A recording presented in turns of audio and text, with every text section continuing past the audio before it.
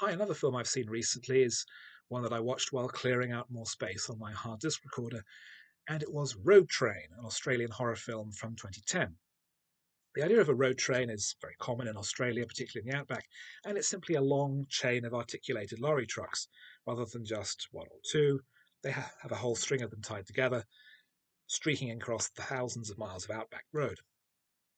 A group of friends travelling across the outback uh, get into an altercation with such a road train, are driven off road, and then when they are chased by a man wielding a gun who pops out from behind a bush, take refuge in the road train's cab and drive off. However, the truck seems to have some kind of mind of its own. It doesn't run on petrol, but something more horrible and unpleasant. And the four friends are slowly turned against each other, and other horrible things happen. As you can tell from my lack of enthusiasm in summarizing the film's story, it's not very good. It's relatively short, and it was under 90 minutes, but it has very little that happens in it. Much of the events occur while the road train has parked up uh, on a cliff edge, and the characters go in and out and walk around, and then go down to the road and then go back again. And someone finds a cabin and it's got cans of red stuff in it, and she decides to drink some of the red stuff because obviously that's a sensible thing to do. I mean, there are shacks all over the Australian outback just crammed with tomato juice. Um, and it turns out that the road train actually runs on human viscera that people have fed into the slaughterhouse equipment in the rearmost trailer, and it funnels through into the engine and it makes it go. And someone gets possessed by the spirit of the road train and decides to poke his friends in through the petrol tank. And it's all just a bit daft.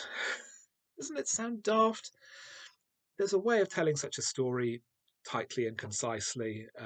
It's far from the first production to do a film about cars that run on guts or that kind of thing. And the Australian outback is, of course, an absolute godsend for horror because it's the absolute middle of nowhere.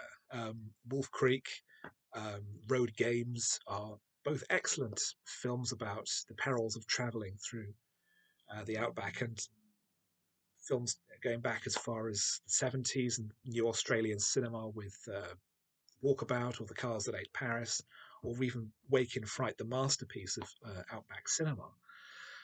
It's a perfect breeding ground for these because you can bring anything to it. But Road Train is boring and silly and quite badly acted. As a shrunk down episode of Twilight Zone or some other similar horror anthology, it might work very well as a 40-minute um, campfire tale. But stretched out to feature length with weak performances and a bare minimum of plot, it's really quite unimpressive, and I would not recommend it.